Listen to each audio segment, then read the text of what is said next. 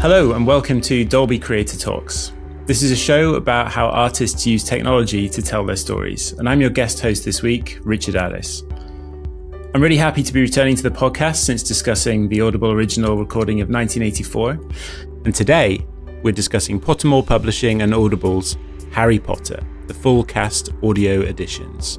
The series features a massive production with over 200 actors, including stars like Hugh Laurie, Keira Knightley, Matthew Macfadyen, and Simon Pegg, all in fully immersive soundscapes, mixed and created in Dolby Atmos. The seventh and final book, Harry Potter and the Deathly Hallows, was just released, and I'm excited to talk about the creative process with the team behind this enormous project.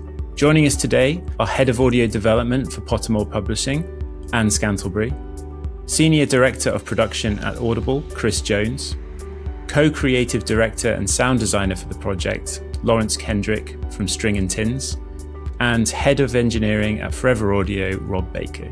I wanted to start this interview by asking how a project this ambitious came to be in the first place. Here's Anne Scantlebury from Pottermore Publishing. Gosh, I have to go way back to, can you even imagine it, pre-pandemic? I was looking through my emails a little while ago and found the email that I had sent around to the team with for this project in January 2020 with like our key goals for it. And actually, we hit all of the goals, so nothing changed since 2020. So fantastic news there. In essence, I guess, in the Pottermore product development team, we are always looking at what's going on in the market, what's new, what products could we be making, what's happening in audio, what's happening in other digital media. And for quite a few years, we'd sort of seen this progression of audio, things that were happening in the industry that were, really exciting to us and felt like something we should definitely be looking at and be very interested in. And so we came up with this concept of the full cast editions, and then did a lot of internal development work on it, set up some really good creative guidelines around it, what it would be, what it wouldn't be, essentially to get this project greenlit internally. And then once we had thumbs up here, then it was really about finding the right partner. And we've worked with Audible on numerous other of our key English language projects. And so it was really fantastic when we came together to work on this project. So yeah, it had been a long time coming in the project development side of things and the creative development, but we were then able to sort of look for a partner and it was great to start working with Audible. So you mentioned you managed to kind of hit all of your creative ambitions for the project. Well, what were those creative ambitions? What did you want listeners to get that they maybe couldn't have got with the original audiobook productions? Yeah, so obviously we already have these fantastic single voice editions with Stephen Fry in the UK and Jim Dale in the US. And the ambition was never to replace them. It was always, these are such fantastic recordings. They live in people's heads rent free. People have listened to them. We always knew that these recordings would have their own home and a reason for people to listen to them. We just felt that it was really a good idea to give people choice, seeing how audio was developing, how things were becoming really interesting. Immersive audio was becoming a thing. Full cast editions were becoming a thing. It felt like being able to give listeners a choice of how to experience these stories in audio was sort of a no-brainer. And I think in terms of our ambitions, pretty lofty, actually. We wanted everything. We wanted to make these, the best that we could possibly make them. We know that people love the Harry Potter stories, and so they deserved to have these stories in the very, very best way that we could tell them in audio. So our ambitions were really to make something that lived up to the original stories, something that would have the longevity of those original audiobooks, and that would really, be a little bit cliched, bring the magic into their ears. Dolby Atmos is a big part of the production. You mentioned you're observing trends in the market towards immersive audio. Was it a core decision to make these titles in Dolby Atmos from day one? Obviously, Audible have been releasing Dolby Atmos titles for a couple of years at this point. How kind of fundamental was Dolby Atmos in the concept? It was actually from fairly early on. I think That was part of it. It was the exciting thing of being able to experience audio in a way that we hadn't been before, or we hadn't been, in the audiobook sector. I think I remember having actually a conversation with Chris years ago at the podcast show and talking about like the opportunity that working in Dolby Atmos can bring, the space that you have, that you're afforded in audio, and then translating that to Harry Potter and thinking about, well, we can take people on the Hogwarts Express. They can go through the doors into the Great Hall. They can hear the footsteps echoing. They can be there and they can have it all playing out around them. I think to us, that was incredibly appealing. It was always about, creating something that felt very real to the listener, really putting them in the heart of the action. And that was really possible with Dolby Atmos and being able to mix like that. Chris, maybe you could walk us through the sheer scale of the production challenge here. Looking at some of the figures here, obviously 7 books, 200 plus actors, I think, voicing over 400 characters, original score, original music compositions, Dolby Atmos. How do you even start managing a production of that scale? Yeah, I mean, it's huge. You start with a lot of coffee, I think, and a massive spreadsheet is kind of the joking answer. But yeah, I mean, the scale is huge. You've given some amazing figures there. To be honest, you have to break it down into manageable pieces. Something that is that big really threatens to overwhelm you and then overwhelm the wider team. So you've got to turn it into something that is scalable and build systems that allow you to kind of scale and extend that. But also, really importantly, it's surrounding yourself with brilliant crew. I think that's the key to success here, is like finding the right people to work with and making sure you're building systems that support them to deliver the best that they can. But also, it's really important to keep calm in those moments where, inevitably challenges kind of creep up. And what we have to do, I think, as kind of leaders within the project, is just make sure that we clear those challenges in a way that help ensure they don't become overwhelming for anybody working on the project. So I'm trying to think about when we first started having a conversation, Anne. It doesn't actually feel that long ago that we were first talking about this to having now all 7 books out and in the world. So what was the production timeline like from kind of initial concept through to where we are today? So very early initial concepts, like I said, was end of 2019.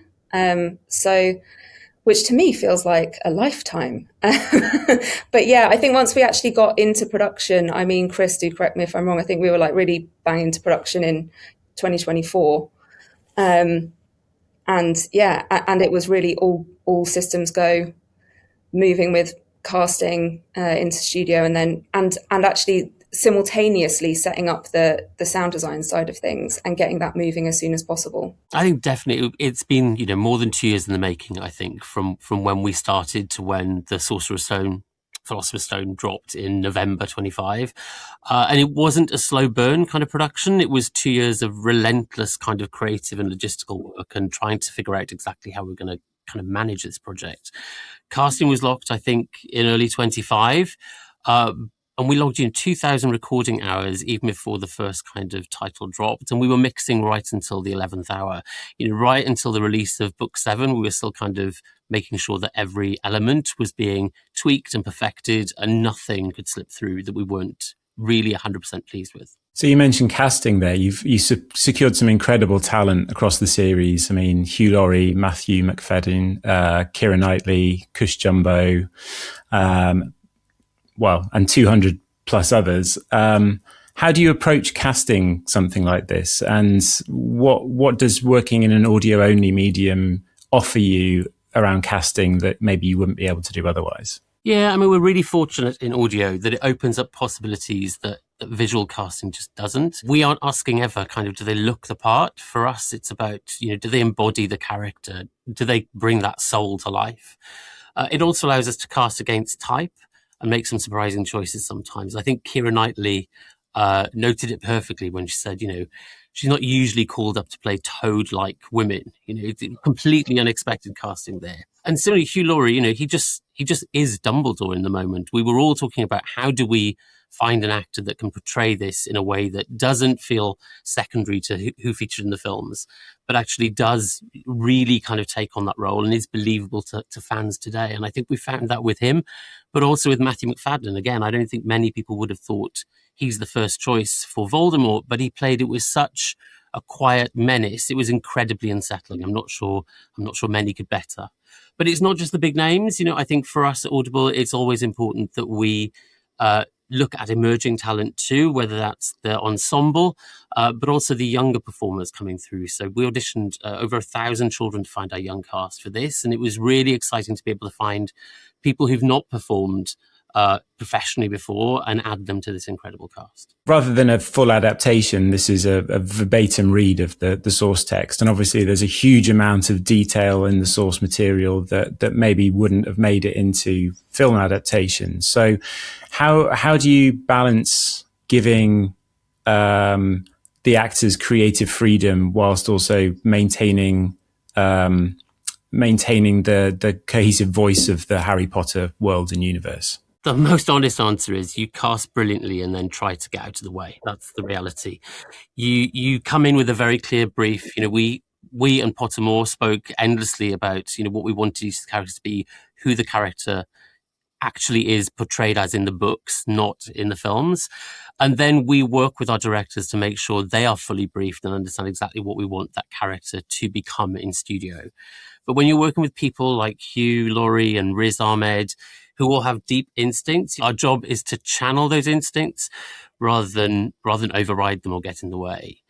And I think, again, working with Pottermore so closely on this, it was about making sure we had those endless conversations to ensure if anything drifted away from the world as portrayed in the books, we were able to kind of, talk about it, flag it, and very quickly kind of course correct. You mentioned there directors, plural. So obviously there's a huge team behind this. So when you're working across so many different recording sessions and with such a wide ranging team that maybe is not across the entirety of the production, how did you manage to maintain consistency across the full 7 books? Yeah, and it was one of the first conversations we were having as a combined kind of Audible and Pottermore team. I think the key thing is, strong creative leadership and strong creative alignment. That's the starting point. But then real solid roles that held real responsibility for this, such as our sound supervisors and our continuity director, whose roles were really there to ensure that consistency came through across the whole series, not just each book. And meticulous documentation too, the amount of work that went into providing floor plans, character definitions. There's so much that we kind of documented and Pottermore documented that meant we always had some source materials to go back to ensure we were being consistent. But again, it goes back to that thing of, hiring brilliant people as well.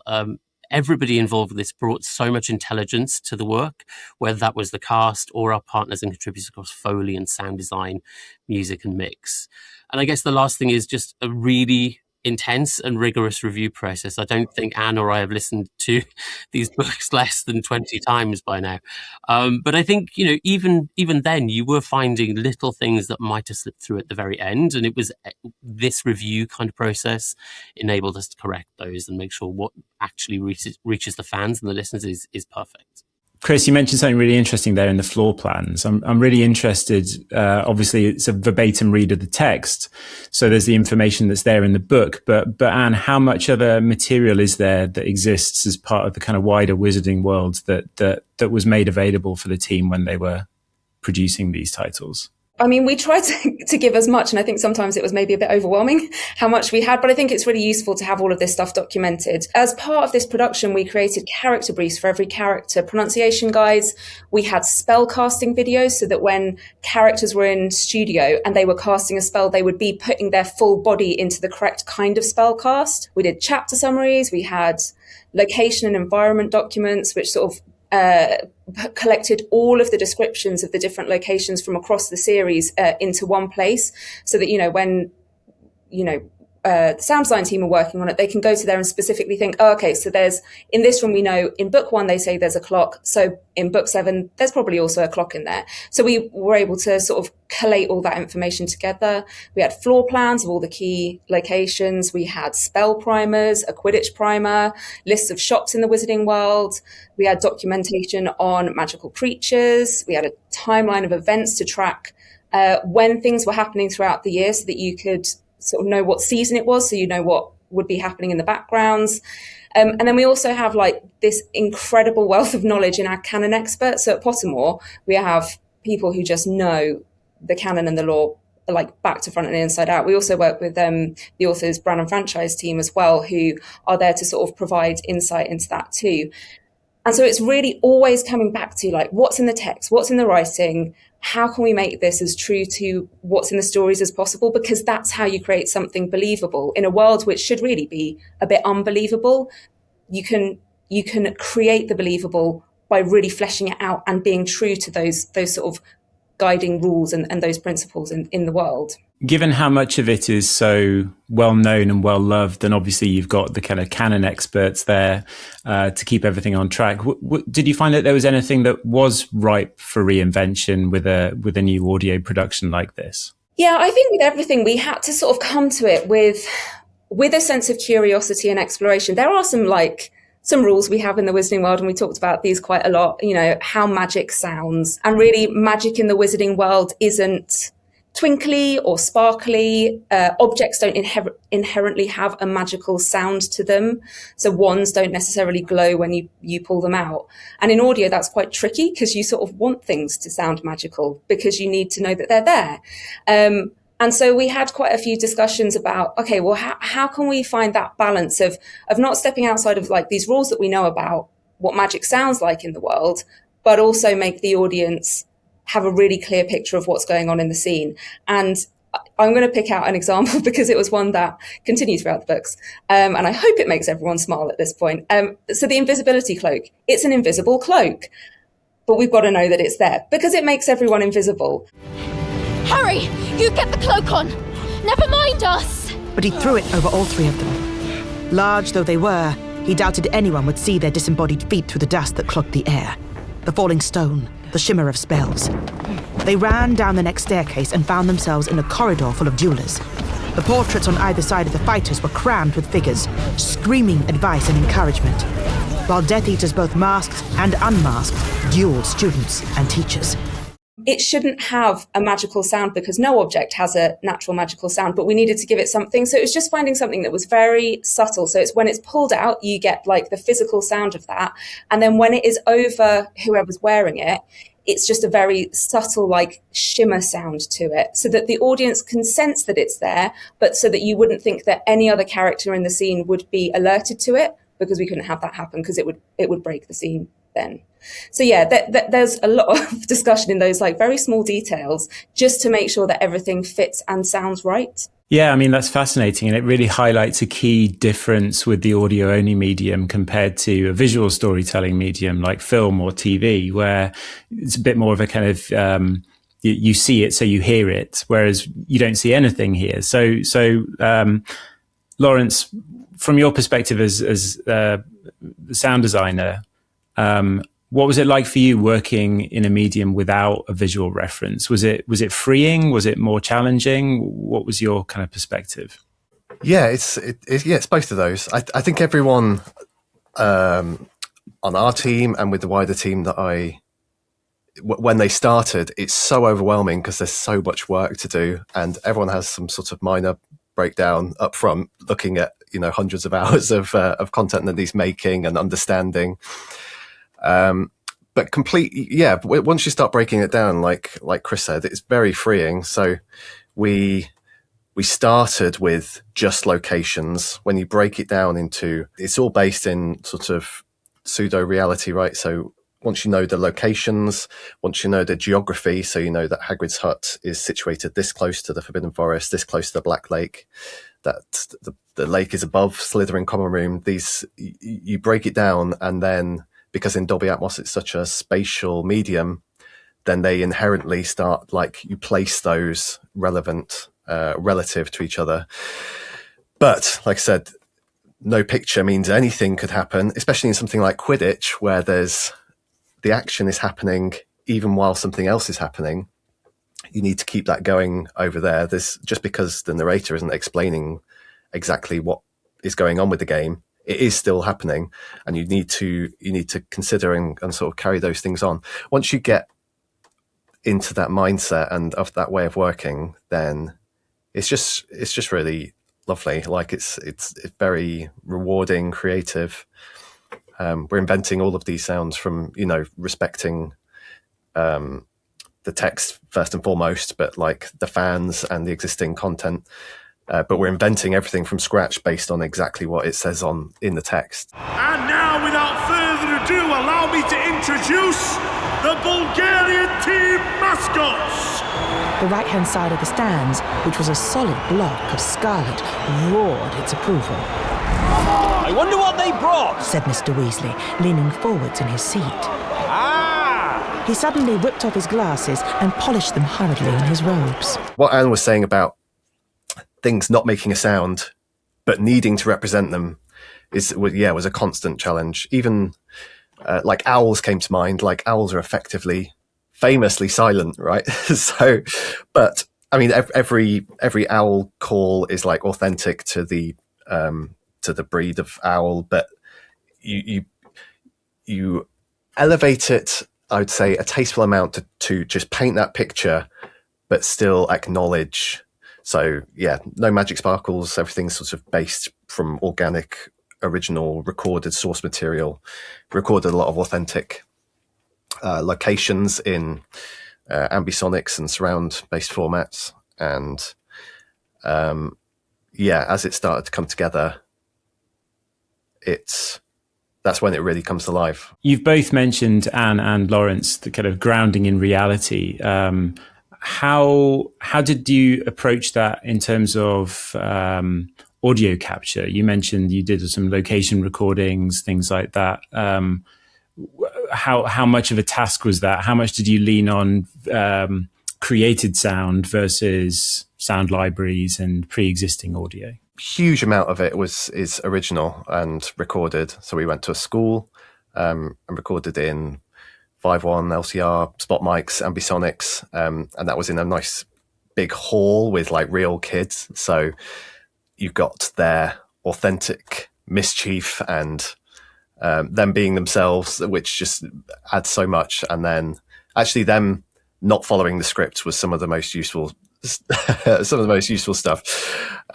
because it's just real, But so there was a lot of that we lent on really heavily. Then the Hogwarts Express we actually built the Hogwarts Express piece by piece initially.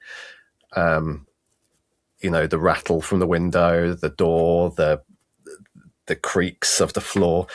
And then we went and recorded this real steam engine. I effectively just with like surround mics and ambisonics and spot mics, getting all the doors and windows and things. And then effectively just had this real recording, just muted my things, stuck in this beautiful recording, and it just sounded better. So it's sometimes, authenticity, the train whistles as well. We got those from like multiple perspectives, because across the books you are following the train, you're in the train, you're at the front of the train, it's really useful to have that sort of thing separately. We did a huge amount of recording, and then even anything that's like borrowed from library or like some library used to make new content. I think it's very rare that anything is just like dropped in from a library. It's we sort of really crafted we really drilled down and thought about each element and sound, so each spell, each creature, and then once it was established, then we could manipulate and roll it out. So we were never just sort of like inventing stuff on the fly as we went through. It was all very carefully catalogued, crafted, backed up, rolled out. Yeah. Sounds like you're basically building out your own specific sound effects library, but probably through necessity, the amount of kind of attention to detail that's going into these things. And for continuity. For continuity, absolutely. Yeah, there was a lot of a huge amount of organisation just to make sure that two people aren't working on the same thing at the same time. We started off by doing locations, partly because it makes it look like you're getting a lot of stuff down on the timeline, which makes you feel better about the amount of content you've got to cover. But also it's just so necessary. So we poured through the books and with the information from Pottermore and Audible, and then built each location like set dressing, like you would if you were shooting it. And then once they're established, then on top of that, you add the time of year, whether it's, the vibes of Christmas, the crowds, the weather, maybe the geography of where you're close to. But yeah, we've got a huge library of, what happens if Slytherin's score, or get someone loses house points, or what the Great Hall is like at different times of year.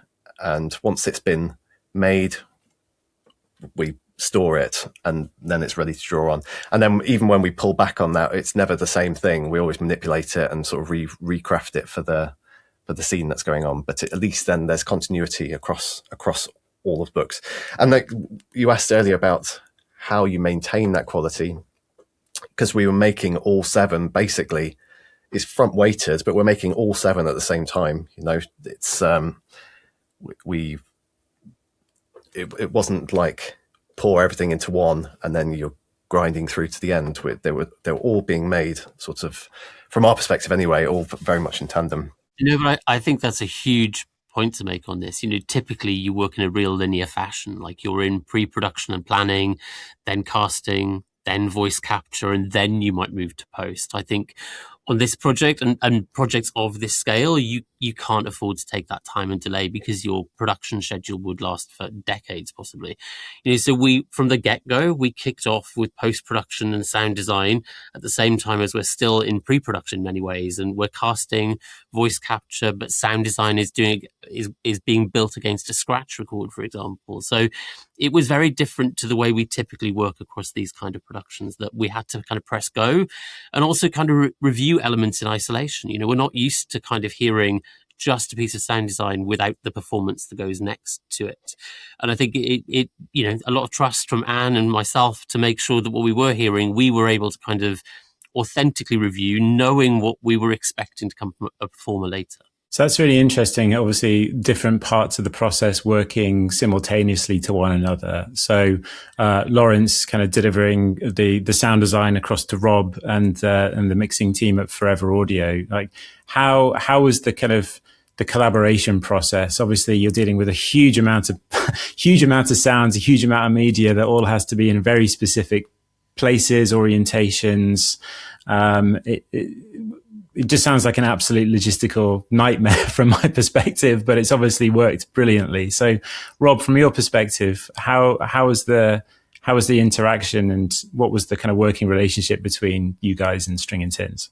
First thing that we kind of spoke about was workflows, and just trying to get a rough template for each end that then the work from String and Tins, when that turns up into our session, then we kind of know what to expect, and it's track laid kind of in a way that it's quite easy for us to kind of put it to our main Atmos mix session. And so we had a couple of meetings. There was some back and forth about reverb sends and just kind of routing folders and things like that. But I think we landed it in a great place, and it meant that the ingest part of the process on our side from the sound design elements was really seamless, and really helped us because things were kind of laid out in routing folders ready to go for us to send objects to objects if we need to do that, or for the main kind of bed for the sound design, that's all kind of routed and ready to go as well. So yeah, a massive help.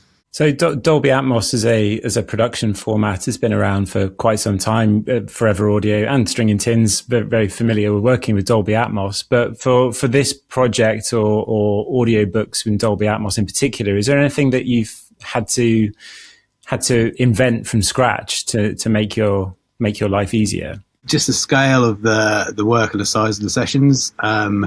meant that we had to keep on reinventing kind of how we're, I guess more like tweaking the workflow. So we get to a point where we had to split. So we tried to work in full 24-hour sessions, and so within that you might get kind of 18 or 19 chapters for some of the books. But we quickly realised that the machines couldn't handle that amount of tracks and data to run smoothly, even with the latest Macs and latest Pro Tools and that kind of stuff too. So we had to kind of split those sessions down into smaller chunks just so the machines could handle them. And we had a team of 4 mix engineers who worked on it at the same time. And so we'd kind of split those into different chunks. And we'd need to work out, because obviously some chapters were joined in the final stages, so they'd play out like a file. So there'd be like a transition of music, or just kind of smooth the flow from one chapter to the next. And so we had to work out exactly where our splits should be to make most sense, and then we'd split our sessions and then divvy those up, but then also try and keep the same engineers on a kind of run of chapters, just so there wasn't chopping and changing from one engineer to the next, from chunk to chunk, just to try and keep it as smooth as possible for kind of output and quality. The amount of stuff that Rob's talking about, I think that's because up front, Pottermore and Audible, so it's very much not a radio play, so the world is existing all around you, which means that if there is some weird creature babbling away in the corner, that exists and carries on through that scene and might be there every time, which means you end up with like a huge amount of just content to be able that exists and is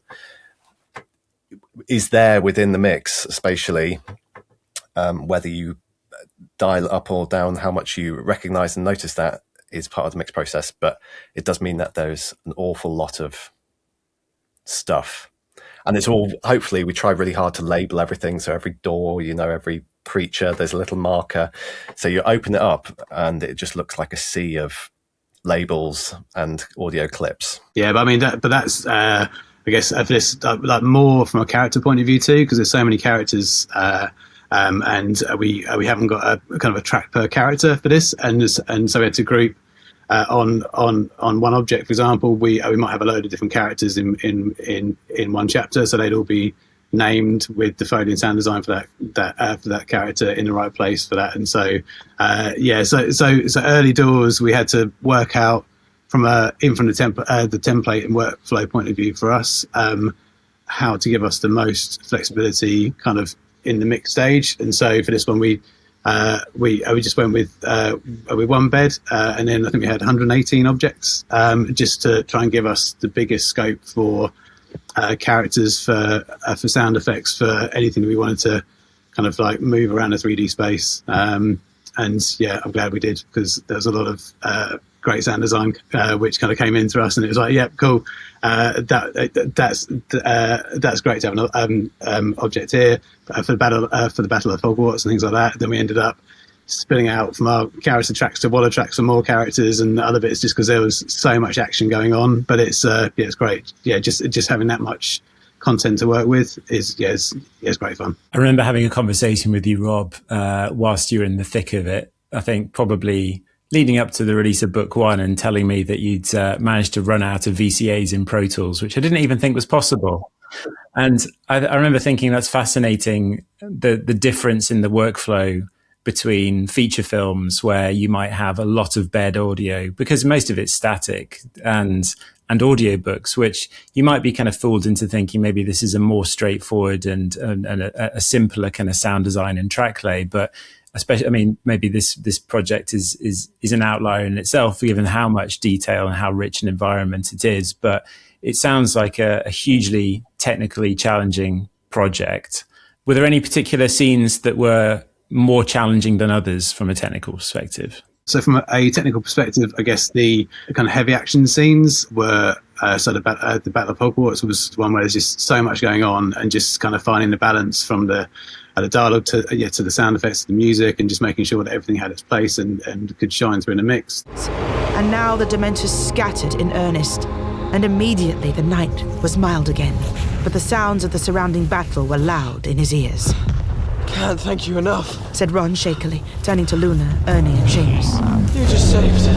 With a roar and an earth-quaking tremor, another giant came lurching out of the darkness from the direction of the forest, brandishing a club taller than any of them. Run! Harry shouted again, but the others needed no telling. They all scattered, and not a second too soon. For next moment, the creature's vast foot had fallen exactly where they had been standing. Things with Voldemort, with his kind of voice of God thing that we had in there, where I think it was 8 different static objects with like slap delays on each of those, just spread around the 3D space, and so it filled the 3D space with his voice. We had to make sure that for clarity, the main central voice was nice and clear, and so we had. There's a series of kind of duckers and things that would dip down the other slap delays while the main voice was speaking, but then you could let it kind of build in the gaps and kind of ebb and flow, which is really nice. A look of cruel satisfaction on his face, Voldemort straightened up, threw back his head, and stared around at the dark graveyard. How many will be brave enough to return when they feel it? He whispered, his gleaming red eyes fixed upon the stars. And how many will be foolish enough to stay away?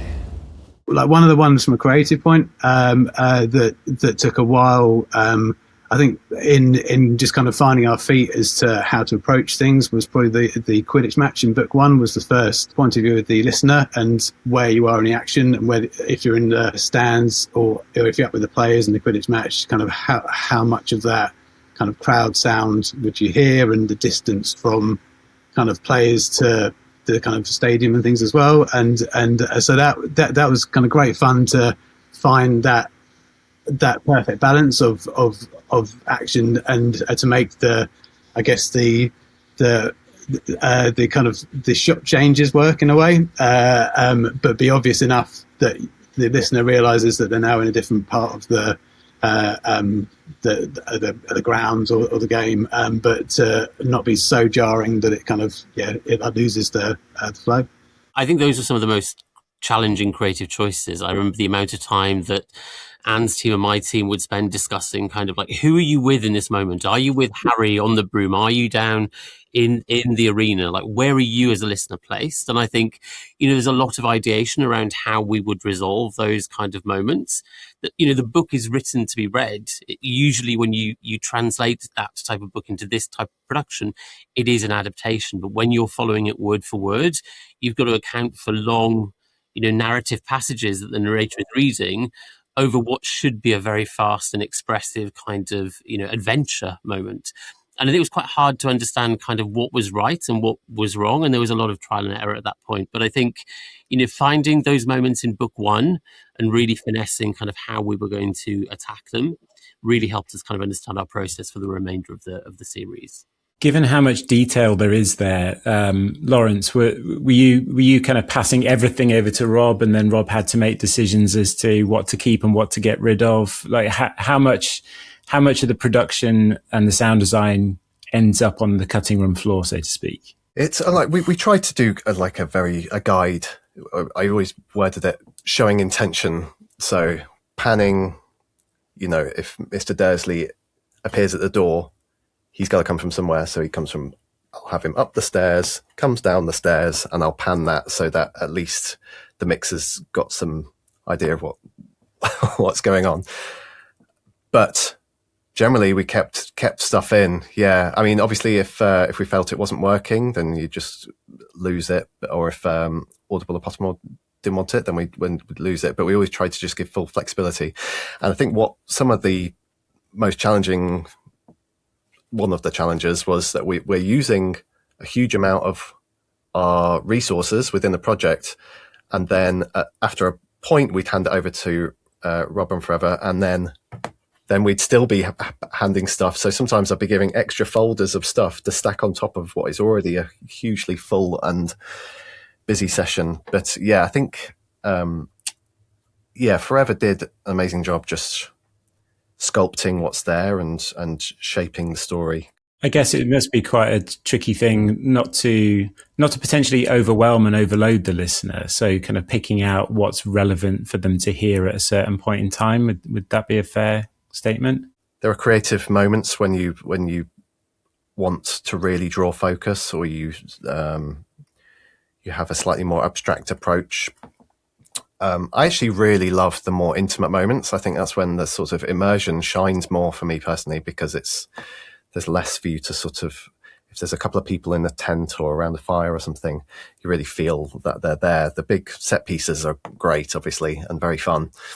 But I feel the emotional immersion and sort of vulnerability and sincerity comes through on those smaller scale moments. I think the listener experience as well was really key for both Anne and myself from the very get-go. We know that we have worked with Atmos for a long time now, and we're producing a lot of kind of multicast dramas that are very full and very rich.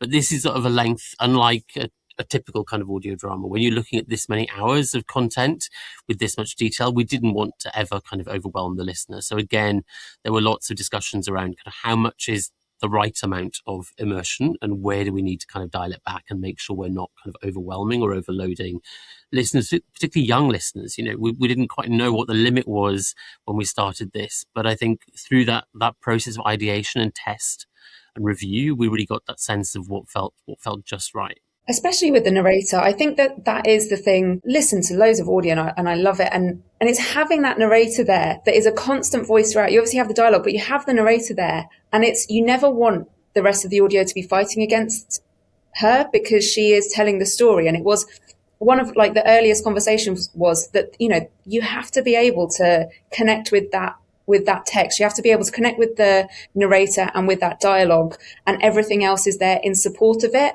And I would totally agree with Lawrence that it's in those quieter moments that you really hear the detail. That's when things are allowed to breathe a bit more. And like Chris says, that's when the listener is allowed to sort of allow their ears a bit of a second of breath. And those are the moments that really sort of, I think, land for me personally, because that's where the absolute craft that has gone into this shines through. I really like the use of score throughout the piece as well. Now, obviously, there's no one from the music team present on the call, but Nitin Sawhney composed the score. How did you make decisions as to where that score was going to be present in the text? I think there was some broad kind of guidance right at the beginning, and where we talked about the fact that, it was really important that we didn't allow the score to kind of tell the story. It's there to support the words that have been written, as opposed to traditionally, it can tell a lot of the story, it can drive the emotional response that a listener has. But here it was very much like, a supporting character, if you like. It's definitely there to kind of ensure you understand the feeling of this moment or the intention of this moment, but it's never there to kind of override and guide the story. And then there's also the use of the in-world, the diegetic music. Can you talk to that at all?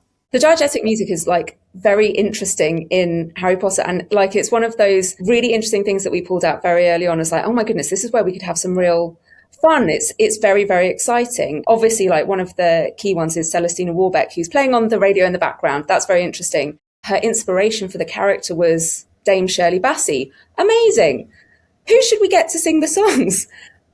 Who could say? And it just felt like such a very obvious step to do that. It felt like a bit mad, honestly, to think that we might be able to get her for it. But listening to her in the background on the radio in the Burrow, and her incredible voice, like bellowing out, is just wonderful, and it sets the tone so perfectly for that world.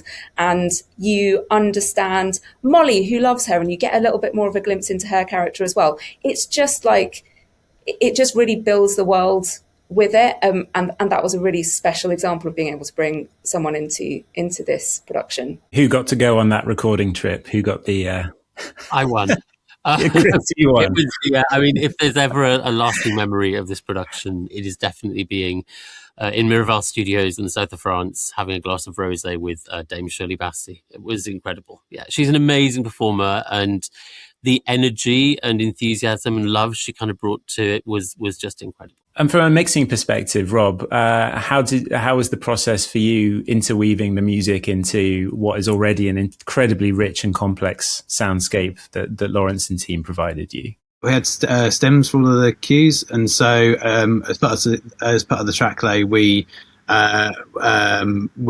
would basically kind of we'd spatially mix those ready to then ingest into the main session. We tend to, if we're adding movement to some stems, then we tend to keep it to a similar kind of instrument for that movement, because it was quite nice to have like a theme in how we kind of how we approach that, but we didn't want to make it sound kind of too gimmicky, so it didn't need to. We didn't want it to sound obvious that the Bansuri, for example, was kind of meandering around the like that, but having like a little bit of kind of height and front to back movement on some of the stems, and like a little bit of kind of movement from side to side as well on some things. There's some really nice these vocal kind of vocal stab kind of sounds which are really really subtle in the mix, but just adding movement to those gave you a sense of movement in the track without being too obvious, which is really nice. Okay, so after all of the amazing the effort that's gone into this production and the series as a whole, the audience response has been pretty overwhelmingly great by the sounds of things. It swept the New York Times bestseller list. I had a check just before now, and it's occupying the top 6 spots. And I think that's probably because the 7th book hasn't been out long enough to make it onto the list yet. But in general, what's your experience been like, Chris and Anne, about what the feedback from the audience has been like? Audience response has been absolutely phenomenal. I think we always had some concerns around, people love the original Stephen Fry and Jim Dale recordings, and we knew that there would be people who would be very nervous about, listening to new versions of the audiobooks. But actually, predominantly, people have said, yeah, I love them both. This is great. I've got a new way of listening to the stories, and I've got them both available to me, which is fantastic. I think some of the things that have really struck me most about the audience feedback, again, I'll come back to it, it's the detail. It's when people are just saying, I really love the sound of the footsteps echoing in the Great Hall. I really love, these really small moments, the fire flickering in the background. That's where I am so happy that the level of detail, like the care that went into all of this, is actually reflected back in the audience feedback. Like, we tried really, really hard. Everybody on this project put their absolute heart and soul into it, and hearing that is being heard and that people are really enjoying those elements of it is just absolutely fantastic. I think also when you spend 2 years of your life kind of producing and being right in the detail, I think as we got closer to that first release, we started to get a bit of tension around, how will it land to fresh ears, to listeners who are not expecting anything of this kind of scale.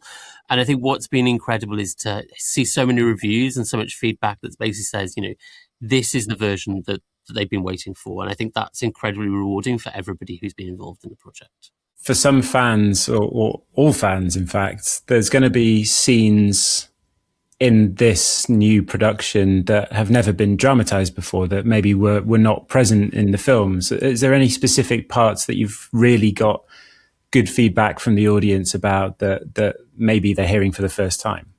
We have Dumbledore's funeral, which is very emotional, and I think actually it's really beautifully done, really, really beautifully done. And again, it's one of those ones where you connect to the emotion of it, and just hearing, the Mer People song coming up and out is a real moment where, oh my goodness, if you're not feeling that, who are you? So I think that, there are definitely moments like that. For me, it was actually a character, and I think we've had feedback on this as well. In the films, we don't see Peeves, and we have fantastic Nigel Pilkington playing Peeves, and it's just such a wonderful, exuberant character, and hearing him like float around the room being like this absolute chaos monster is just wonderful. And so like, it really pivotal at some key plot points, but for the rest of the time, just like absolutely joyful and a really wonderful performance. What do you hope that other creators and other creatives might take away from this project?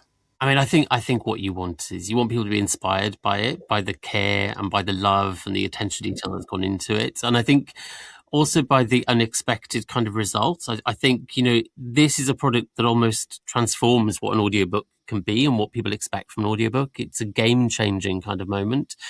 And I think it would be great if that kind of inspires other people to attempt something similar. Like it's definitely something we're seeing the audience loves. It'd be great to see more content produced in a similar style. Okay, well, thank you everyone for the fascinating and insightful conversation. As we're getting towards wrapping up, is there one individual day or moment from the production that each of you really remember as a standout moment from your time working on this?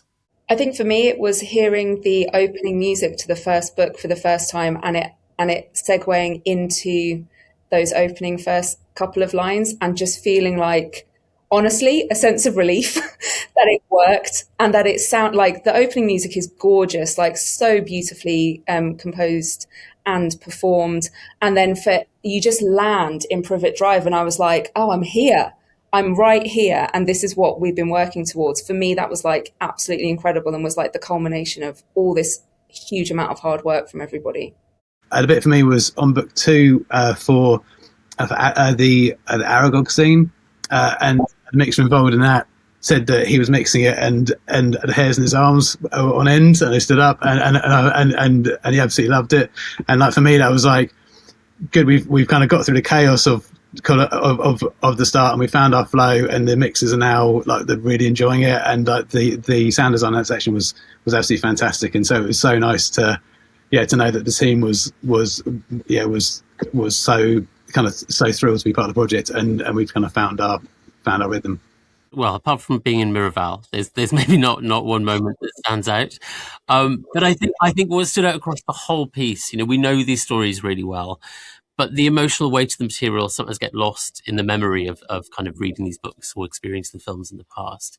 But I think when you're kind of here, whether you're listening like in studio or listening to the first mix, and you hear Matthew McFadden do something genuinely terrifying as Voldemort, or you hear like a scene at the end of the Deathly Hallows, it sometimes hits different. And I think there were moments, particularly kind of in studio, where the room would fall quiet because they were reacting to what they've just heard a performer do, or spontaneous laughter erupted, or actually, and many times the whole kind of cast and crew were brought to tears. And I don't think I expected to see quite so much emotion kind of come to life in such a visceral way, kind of in the room. I loved the Aragog scene as well, but during the production, my favourite moment was probably recording the steam train with my co-supervisor Will and George and Joe, my colleagues, because I'm getting the Hogwarts Express. I was always a huge fan and a sound nerd, so getting to record a train was very fun. And lastly, if you could have had access to one spell from the Wizarding Worlds during production, what would have that been? I mean, I would have loved, it's not a spell, but I would love the time turner, because the idea of being in two places at once would have helped out so much through the last couple of years. That would have been incredible.